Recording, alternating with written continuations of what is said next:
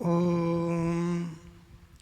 नमस्तस्मै गणेशाय ब्रह्मविद्याप्रदायिने यस्यागस्त्यायते नाम विघ्नसागरशोषणे नारायणसमारम्भां शङ्कराचार्यमध्यमाम् अस्मदाचार्यपर्यन्तां वन्दे गुरुपरम्पराम्। श्री गीर गणेश गुरुभ्यो नमः। प्रातस्मरणीय जगद्वन्द्यानां ब्रह्मलीनानां जगद्गुरूणां पादपद्मयोः प्रणामं कृत्वा मंचोपरि विराजमानाः द्वारका शारदापीठाधीश्वराणां जगद्गुरूणां पादपद्मयोः प्रणामं करोमि। मंचोपरि समुपस्थिताः सन्यासीवर्याः महात्मनः विद्वांसः देव्यः सज्जनाश्च। अद्य श्रावणमासस्य पूर्णिमा तिथिः विद्यते। इयं तिथिः संस्कृतदिवसरूपेण प्रसिद्धा अस्ति। जनाः अस्मिन् दिने रक्षाबन्धनं कृत्वा स्वात्मानं धन्यं मन्यन्ते। तस्यापि कथा अस्ति। किन्तु ये विद्वांसः सन्ति संस्कृतेश्च रक्षां कर्तुं सन्नद्धाः, तेषां कृते इयं तिथिः अतीव महत्त्वपूर्णा विद्यते। संस्कृतदिवसः किमर्थं समायोज्यते? एतदर्थम् एतत् क्रियते यद् अस्माकं मनसि वर्षे एकस्मिन् दिने तु अयम् आभासः भवेत् कि वयं संस्कृतस्य रक्षार्थं किमपि कुर्मः। वस्तुतः एकदिवसे एव संस्कृतदिवसं समायोजनं यदि क्रियते, सम्पूर्णं वर्षपर्यन्तं संस्कृतस्य चिन्तनं न क्रियते, तदा अस्य सार्थकता न भविष्यति। अतः प्रत्यहं संस्कृतेश्च रक्षार्थं यत्नः करणीयो भवति। यतः इयं भाषा सर्वाधिका सर्वश्रेष्ठा विद्यते। उच्यते शास्त्रेषु सुभाषितेषु, भाषासु मधुरा मुख्या दिव्या संस्कृतभारती। इयं संस्कृतभारती नाम वाणी, इयं संस्कृतवाणी कीदृशी अस्ति? भाषासु मुख्या अस्ति। सर्वासु भाषासु इयं मुख्या अस्ति। सर्वासां भाषाणां जननी अपि अस्ति, मधुरा अपि अस्ति। उच्चारणे अपि श्रवणे अपि ये श्रवणं कुर्वन्ति तेषां कर्णे अपि मधुरतायाः अनुभवः भवति। अस्माकं ये छात्राः सन्ति ते यदि संस्कृतस्य श्लोकादिकम् उच्चारणं कुर्वन्ति तदा श्रवणे कृते आनन्दस्य अनुभूतिर्भवति सर्वेषां। तु इयं भाषा मधुरा अस्ति। भाषासु मधुरा मुख्या दिव्या अस्ति। दिव्यशब्दस्य अर्थः श्रेष्ठा तु अस्ति एव, किन्तु देवानामपि इयं भाषा अस्ति। देवाः अपि परस्परम् अस्यां भाषायामेव व्यवहारं कुर्वन्ति। यथा मध्यप्रदेशीयाः हिन्दीभाषायां, गुर्जराः गुर्जरभाषायां, महाराष्ट्रे निवासं कुर्वन्ति ते मराठीभाषायां वार्तां कुर्वन्ति, बङ्गालक्षेत्रनिवासिनः बङ्गालभाषायां कुर्वन्ति। तथा ये देवाः सन्ति ते कस्यां भाषायां व्यवहारं कुर्वन्ति? ते संस्कृतभाषायां व्यवहरन्ति। यतः देवानाम् इयं भाषा, अतः श्रेष्ठानां भाषा अस्ति। तु मनुष्याः अपि अस्य यदि स्मरणं कुर्वन्ति, पठनं कुर्वन्ति, तु एतेषां कृते अपि पुण्यस्य प्राप्तिर्भवति। अन्यत् अस्माकं ये ग्रन्थाः सन्ति, धर्मज्ञानार्थं ये ग्रन्थाः सन्ति ते सर्वेपि संस्कृतभाषायामेव सन्ति। सर्वाधिकं महत्त्वम् अस्ति वेदानां। तु वेदाः कस्यां भाषायां सन्ति? संस्कृतभाषायामेव। ऋषयः ये छात्राः मंत्रोच्चारणं कुर्वन्ति, गणानान्त्वा गणपतिं हवामहे सहस्रशीरेखा पुरुषः इत्यादिकं सर्वं संस्कृतभाषायाम् अस्ति। पश्चात् वेदानन्तरं स्मृतीनां प्रामाण्यं विद्यते। तो मनवादी धर्मशास्त्र ये स्मृतयः सन्ति ताः सर्वाः अपि संस्कृतभाषायामेव सन्ति। तदनन्तरं पुराणानां गणना अस्ति। तो 18 पुराणानि सन्ति।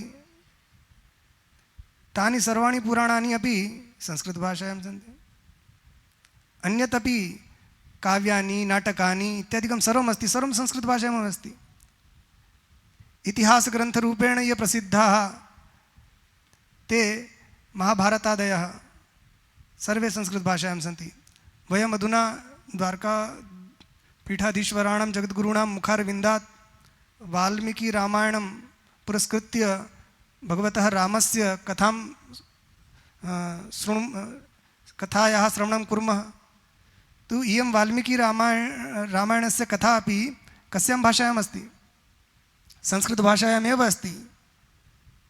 24,000 अयं ग्रन्थः। तो सम्पूर्णं भगवद्गीता संस्कृतभाषायाम् अस्ति, महाभारतस्य भागः अस्ति। तो अस्माकं ये ग्रन्थाः सन्ति सर्वेपि संस्कृतभाषायामेव सन्ति। अतः यदि अस्माकं धर्मस्य ज्ञानम् अपेक्षते तर्हि संस्कृतस्य ज्ञानम् अतीव आवश्यकम् अस्ति। यदि संस्कृतं वयं न जानीमः तदा सम्यक् रूपेण धर्मज्ञानं न भविष्यति। ये न जानन्ति ते किं करिष्यन्ति? तो ये जानन्ति तेषां समीपं गत्वा धर्मस्य सारं शृण्वन्तु।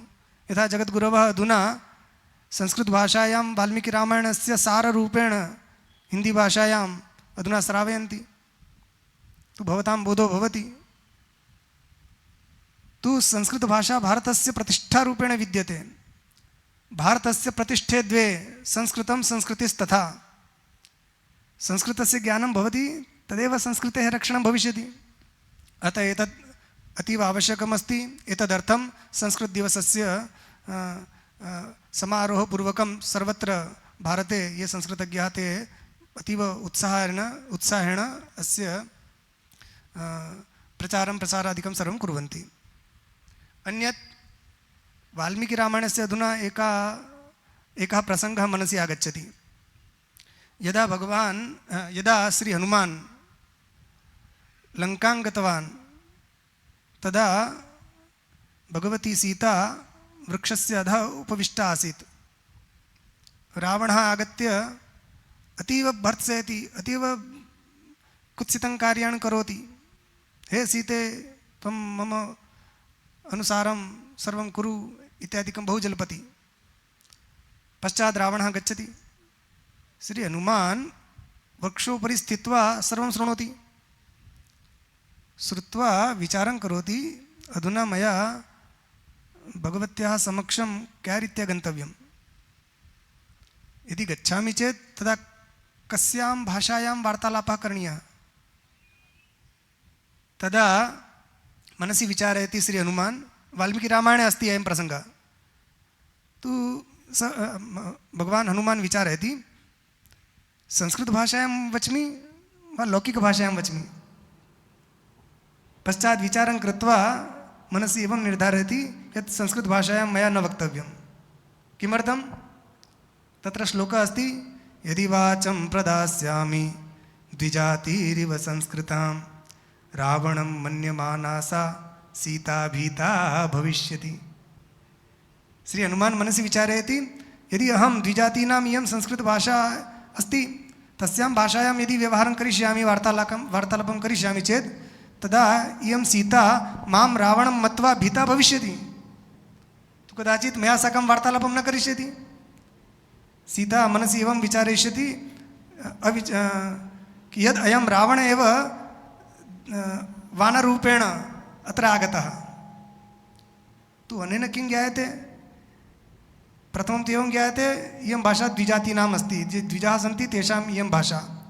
किन्तु अन्यः अयमपि बहिरागच्छति यद् रावणोपि संस्कृतभाषायां व्यवहारं करोति स्म। रामस्तु करत्येव रामस्तु संस्कृतज्ञः आसीदेव, किन्तु रावणोपि पण्डितः आसीत्, वेदज्ञः आसीत्। तु यदि संस्कृतभाषायां व्यवहारे क्रियते सति सीता एवं मनसि धारयिष्यति अयं रावणः एव आगतः, यथा संस्कृतभाषायां वदति। अतः भगवता हनुमता किं कृतं, लौकिकभाषया अवधक्षेत्रे यस्याः भाषायाः प्रयोगं भवति स्म तस्यां भाषायां भगवत्याः सीतया साकं वार्तालापः कृतः।